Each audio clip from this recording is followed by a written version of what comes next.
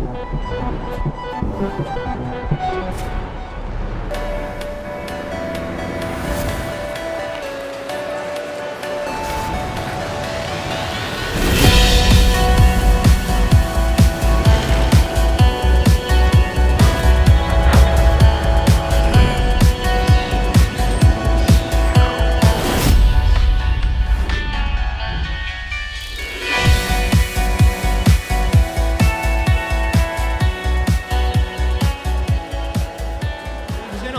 Matt Thorson. Hey. I really can't see a thing. So my name's Matt. I used to be an indie game developer, but now I just make Mario Maker levels.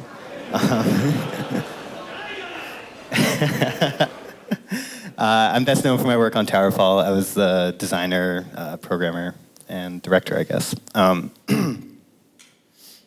So TowerFall, if you don't know about it, it's like a 4-player Smash Bros. Style brawler. It's like you're all archers and you're fighting with bows and arrows, and it's one-hit kills. It's really fast. Yeah, you get the idea. And so TowerFall is like a casual party game, and it's really simple and silly and joyful and chaotic. It's about bringing people together. But TowerFall is also a hardcore competitive tournament game. And it's like relentlessly fast and precise and brutal. And this is from the World Championships at GDC last year, where I was eliminated in 17th place. Which I actually really love that happened. So I just want to talk about how we push for both these goals of accessibility and depth at the same time. And kind of touch on, if I have time, some ways that there was tension between the two. And sorry, I have a cold, so I'm going to be sniffling and stuff. Yeah, so let's just talk about accessibility first. So when I was making TowerFall, there wasn't much precedence for an indie local multiplayer game, and the common sort of knowledge was that not having online was like suicide, and no one was going to play my game. So all throughout development, I was just hyper aware of accessibility and making sure that when people saw TowerFall, they wanted to play it. And when they played it for like 2 seconds, they wanted to keep playing. So that was really what motivated me to go that direction. And when I was thinking about accessibility, I had this person in my head. So she's at a party, and maybe she doesn't usually play games in front of people, or you know, she loves games, but she's not used to that kind of environment. She usually plays alone. And there's a room full of people playing TowerFall, and a match ends, and someone hands her a controller. And this is the moment of truth for TowerFall. We want her to feel comfortable taking the controller and playing, and not like freezing up while she's playing, and just having a good time. So the first thing this person will see is the character select screen. And in fighting games, I think character choice is really cool because players get to express themselves right off the bat. They get to like visually express themselves, and also like the personality of the characters. If you design them right, they can all have different motivations for fighting. They can sort of match up with how people play, and they can kind of role play, and that lets people sort of let loose playing at a party. But fighting games also tend to have a lot of mechanical baggage with character choice, where characters all have different move sets and stats. So you have to know a lot to make an informed choice of your character. So with TowerFall, we just didn't do any of that. All the characters play exactly the same, because we just didn't want the character select screen to feel like an IQ test. And we wanted, no matter what character you pick, we want everyone else in the room to be like, oh, cool, yeah, like, that's totally you. Another thing we did was we made sure half of all our characters were women, and we chose not to sexualize any of them. So the sexuality isn't, oh, thank you. Sexuality, thank you. Sexuality isn't the defining trait of any of our characters. And this was just like a no-brainer. We just want everyone to feel welcome to play the game, and like, if this is something we can do, we should do it. And we also have a non-binary character, which no one on the team is non-binary, so we had to like do some consulting for that. But it's totally worth it. Like all the characters where we took chances or did something unexpected with gender are by far our most popular characters, and like with men and women. So let's talk about bows in games. So bows in games are usually about precision and judging distance, and they have like, you have to pull back the bowstring, and like the longer you hold it, the further the arrow goes. You have to think about gravity and maybe wind or like all these different things. And usually games are encouraging you to like fine-tune a perfect shot. And they usually give you like a lot of time. Like in RPGs, you have like many hours to perfect this. But in TowerFall, we ain't got time for that. In TowerFall, it's like super simplified. You can only shoot in 8 directions, so you can't even really properly aim at what you want to shoot at, even if you wanted to. And there's no charge up, so just a quick tap is a full power shot. There's nothing to think about there. And then the arrows, if you watch, they actually seek towards the target. So it does the aiming for you. So basically, players are just like, you see something you want to shoot at, and you just sort of vaguely press in the direction and shoot, and it's done. And because we want players just jumping in and feeling like badass archers, like right at the start, so they can land shots. And this also makes new players a threat right away, because the arrows, so if we had like traditional bow mechanics, you could theoretically threaten a lot more space around you. But with the way we have it here, new players can actually still threaten a lot of space without having to learn a lot. Yeah, so when I started TowerFall, I prototyped a lot of really like fancy game modes with like crazy objectives. So on the right, there's like this King of the Hill mode where you respawn, and on the left, it's you kill your enemies, but that doesn't actually matter. They drop coins, and getting the coins is how you actually win the game. But the problem with all of these is that no one ever cared. Like, they only ever wanted to kill each other. So on the one on the left, which I kept forever, like I kept trying to make it work. So I was like, no, this is how it should be. No one would get the coins. They would constantly forget. I even had flashing text that's like, get these coins. And no one did it. Like, so eventually I just sort of had to admit to myself that maybe I was over-designing the game. And like, it really taught me that TowerFall is about these really direct and intimate interactions between people, and I really just have to get out of the way as much as possible in the design. Another example of getting out of the way is there's no tutorial in TowerFall. So this is the first level that you always start on when you first start playing the game. So it gives all the players these sort of convenient cubbies to start in where they can't really hurt each other unless they really want to, and they can figure out the controls. And this is something where we really lean on local multiplayer, where people just let each other learn and help each other learn. If this was an online game, like that orange guy would be like jumping across the screen and murdering the blue guy in the first 2 seconds and like typing expletives into chat. But because it's a local game, players help each other out a lot, and they want a fair fight, and they want each other to learn and have a good time. And the group learning experience is a huge part of what makes TowerFall fun. So having a tutorial would just be removing that and like depriving people of that. And TowerFall is a super fast game, like unreasonably fast. So during testing, we would always hear people say things like, I don't even know how I died, or like, I don't even know what just happened to me. So for a long time, this really depressed me, because I really didn't want to slow the game down. Like, I love fast action games, and it seemed like the only solution would be to slow it down. But then I realized there's a really obvious solution, which is to just rewind the game and show them what happened. And so in TowerFall, at the end of every round, it just does this instant replay and just shows you what happened. So new players have this tunnel vision on their characters, I found, when they play, where they just completely miss everything that's not directly around them. But the instant replay lets them see, like, they're not tasked with controlling their character anymore, so they can see the whole sequence of events that led up to their death, and they can learn from it. It's also great because it ties into the group learning experience thing, where when the replay comes on, everyone starts talking about what happened, and they start teaching each other. And a lot of times it's hilarious too, so they'll start joking and laughing, and it lets them sort of reinforce what happened. And skilled players will use the replay as a cue to start teaching new players about what happened. And the instant replay is sort of one part of this deliberate pacing TowerFall has, where it's super fast, but you're only actually playing for 20 seconds at a time.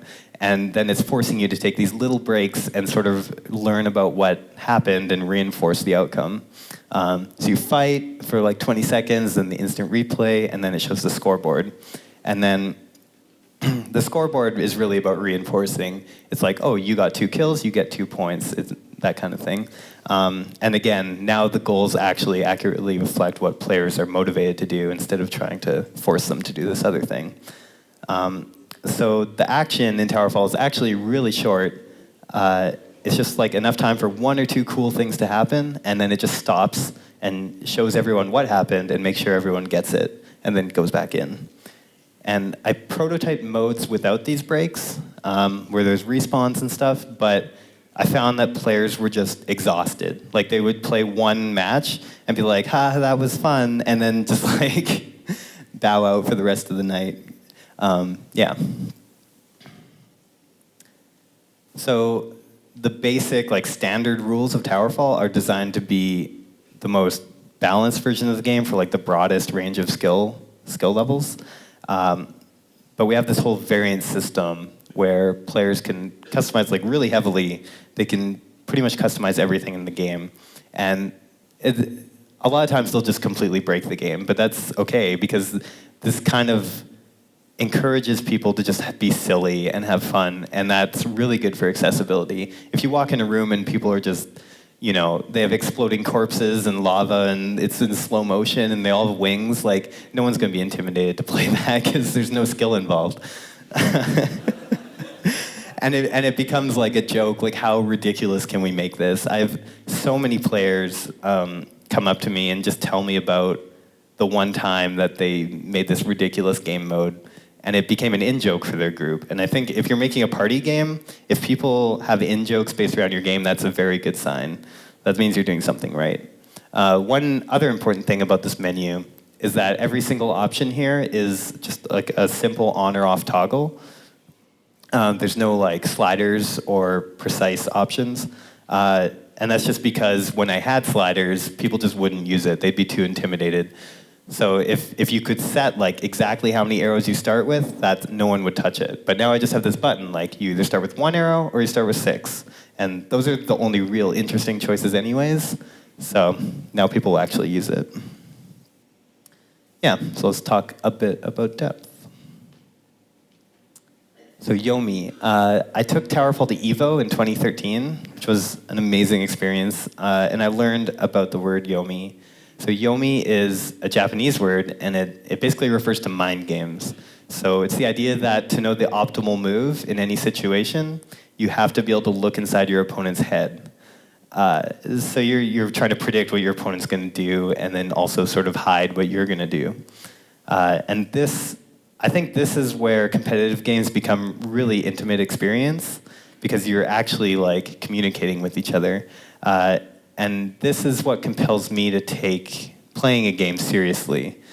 So for TowerFall, I wanted to introduce Yomi as early as possible, and then to sort of make it intensify the better you got at the game. Sorry.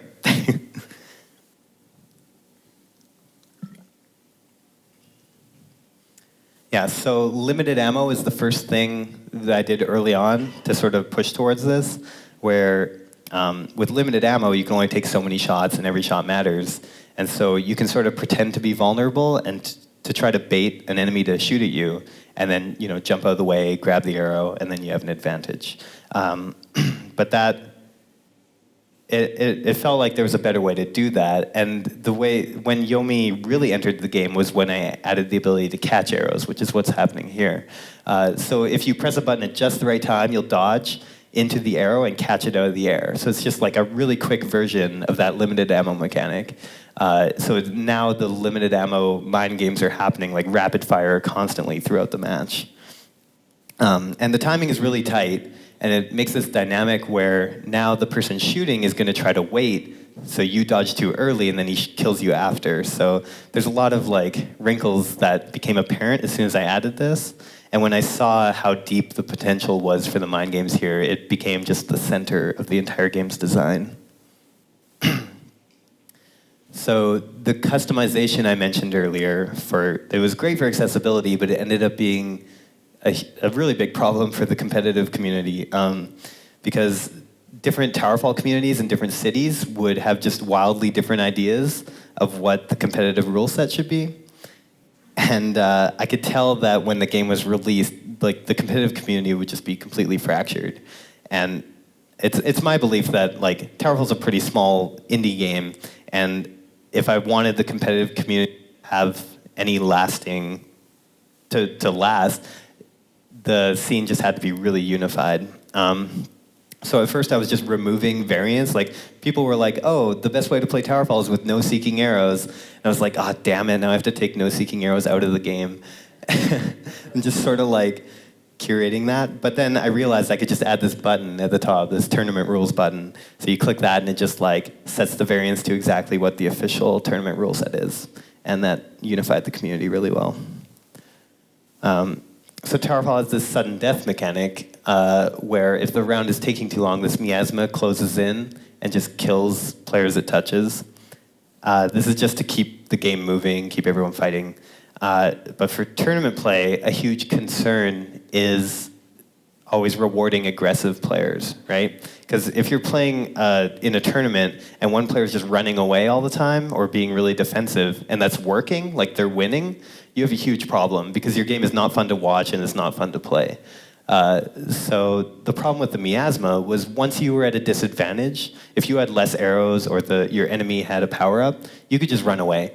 And the top miasma is how it used to work. It's really subtle. It's hard to see the difference. But so the miasma would close in and it would kill one of you, and then it would inevitably kill the other before the round ended. So the solution to this was super subtle, just to make the final like little push of the miasma slower. So if it killed one person coming in, the other person had time to like hide right in the middle and survive before the round ended and they would win. So this like drastically changed competitive play, this tiny tweak, where now when people started running away, the other guy would just be like, okay, you can run away, I'll just stand in the middle with my like power-ups and arrows, and eventually you're gonna have to come to me. I want to finish by just talking about hyper jumping. So this is like a really secret technique in TowerFall. It's kind of like the last thing you'll learn if you're trying to be a competitive TowerFall player. It's kind of inspired by, if you've ever played Smash Bros. And you've heard of like wave dashing or L canceling, it's inspired by that kind of stuff. Yeah, it's ridiculous. This beautiful person is Kyle Pulver. He's an indie game developer, but he's also the two-time world champion of TowerFall. Yeah, no one's dethroned him yet. I'm hoping next year. I love him, but he can't. I don't want him to keep winning. So he discovered hyperjumping. Hyperjumping wasn't intended originally, so I added dodge canceling. It's this whole story. But I knew dodge canceling would do crazy stuff, but I had no idea it would lead to hyperjumping, which is just changes the game completely. And Kyle discovered it, and he actually refused to tell me how to do it at first. Because he was afraid I was going to patch it out of the game. And also, he just wanted to murder me a bunch with it. I eventually got him to show me how to do it, and then I sort of balanced it a bit. But it's still ridiculous. This is how you counter a hyper jump. So it's not like OP, really. Like, the counter is the easiest thing in the game. Just shoot one arrow. But you have to see it coming. That's the thing. Like with hyperjumping, you break the max speed of the game and just fly across the screen. So if people don't see you coming, you can just destroy them. But if they do know you're going to do it, it's pretty easy to counter.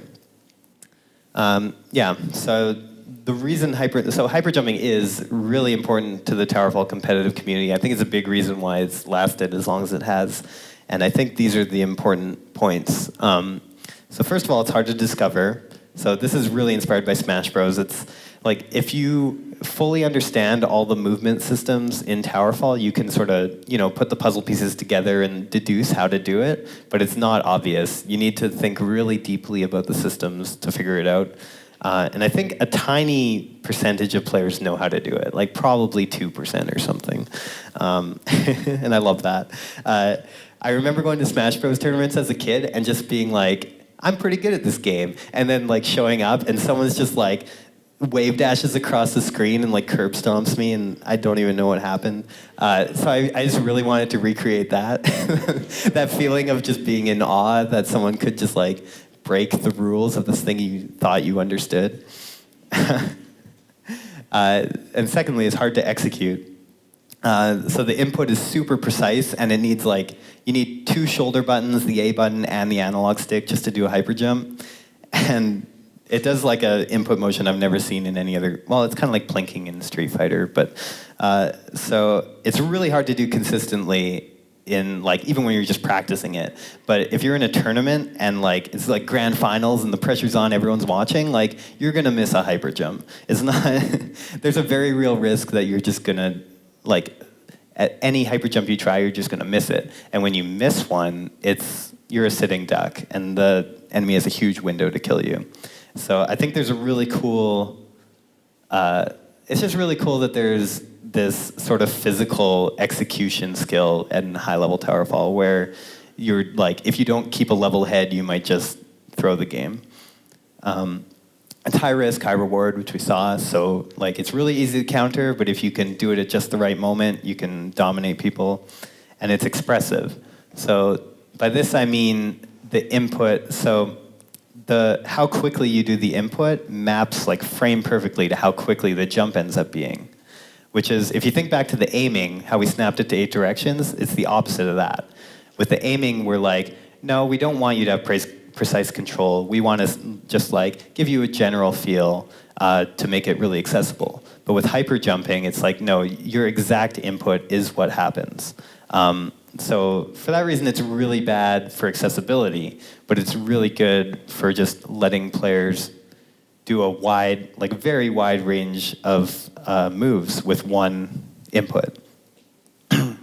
And so hyperjumping is really bad for accessibility. And I think for every design decision in TowerFall, I was always looking at it from these 2 lenses of accessibility and depth, and sort of trying to arrive at a compromise between the 2, where there needed to be a compromise. And I think where you decide to put this compromise on things is where a lot of your design voice will come out if you're designing a local multiplayer game. It's a lot what separates these games, and it's a really subjective thing. The way I usually resolved it is to just zoom out and take a wide perspective and ask if I put the compromise here, is the lowest level of play still fun? Is the highest level of play still fun? And is everywhere in between, are those still fun? And then trying to find the way to maximize that. Yeah. That's my talk.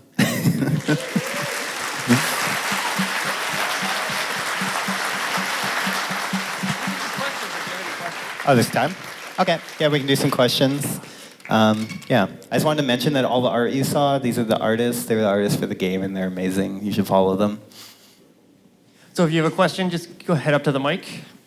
Yeah, so I'm just wondering, are there any other secret techs that maybe no one has discovered yet? And if not, would you ever put any more in? They just actually found another tech in Melee a couple months ago. So Right, yeah. What was it again in Melee? I have no idea, but Okay. do something in the air. Yeah, I remember that. Get less landing lag. Yeah, so we did the Dark World expansion recently, and I added a new tech in that. just another way to sort of expand the mind games with the dodging. I'm always thinking of ways to do that. But no, everything's discovered. Everyone, like, they discovered them faster than I discovered them, so. Hello. Could you describe slightly in a little bit of detail how a hyper jump works, like frame by frame? That sounds kind of fascinating. Okay. If it's not a dark secret or something. No, well, it kind of is, but so okay, so a little bit of background. So there's two kinds of dodges. When you dodge, if you point it diagonally into the ground, that's a slide, and you'll like duck dodge. Those are faster than normal dodges. So if you do one of those into the ground and then immediately cancel it by pressing another dodge button, you'll get like a ton of speed, and then you jump. So it's like 3 frames, like boom, boom, boom, and you fly across the screen. Yeah. Yo, Hey. 2 questions. One, why archery out of any weapon? Oh man, I don't even know. It just felt really cool. I did a prototype for a game jam, the full indie game jam, like in 2012, and the original concept was a Zelda platformer, and it was single player. And when I prototyped the bow, it just felt so cool that I just stopped. Like we just didn't do any other weapons. And then that's actually pretty much the only thing that survived from that prototype is how the arrows like fly and how the aiming works. Also, you seem like you're a Smash Bros. Fan. Yep. What DLC do you want to see in Smash? Oh man. I'm hoping for a quote from Cave Story. I want the Inklings, Splatoon. Yep. You said at the start of the production you had like this vision of collecting coins and such. Yep. I was wondering if you could kind of tell what was the aim, what was the vision for that when you first started that? It was just, it feels like it came from a place of insecurity as a designer of like, there has to be this more complicated like thing to do because it's just killing each other like that's not a game, like, you know, and then eventually you're like, oh, okay, no, I'm like, that's my ego like talking. I need to get that out and just like let people do what they want to do. Yeah. Hi, so off the top of your head, do you have a favorite set of variants to play with just friends or something like a party? Yeah, well, one of my favorites, it's kind of complicated, but I like, so start with no arrows and then regenerating bramble arrows. So every second you get another bramble arrow if you don't have one. Yeah, and then you play last man standing and it just becomes a maze of death. Bramble doesn't stay, Bramble goes away? Sorry? Everlasting Bramble, or? Well, when I played it, we didn't have that variant, but yeah, that would actually work. Okay, let's be quick. Be super quick. Okay. This might be more relevant for Pedro, but I was wondering if you could maybe talk about ensuring visibility in the game Right. when there's all this action going on. Yeah, that was really hard, actually. So one trick we did, I guess, just to be quick, one little trick we did was anything that's interactable has a black outline around it. So like players all have this black outline. As soon as they die, their corpse doesn't have it because it's not interactable. And that helps a lot. It gives contrast. How was it releasing for the Ouya? And subsequently, what was the effect once you went on Steam? So releasing for Ouya was actually really good because we got to have like this small dedicated audience, and it really felt like a beta. Like the game wasn't ready for prime time. So yeah, it was actually really good, and we got a ton of press from that. So like, I'm not going to tell anyone to release on Ouya, but like for TowerFall specifically, it was really cool. And then Steam, that felt like our real launch day, like to be frank, and it. Yeah, I don't really know what to say about it. It was awesome. Yeah, thank you.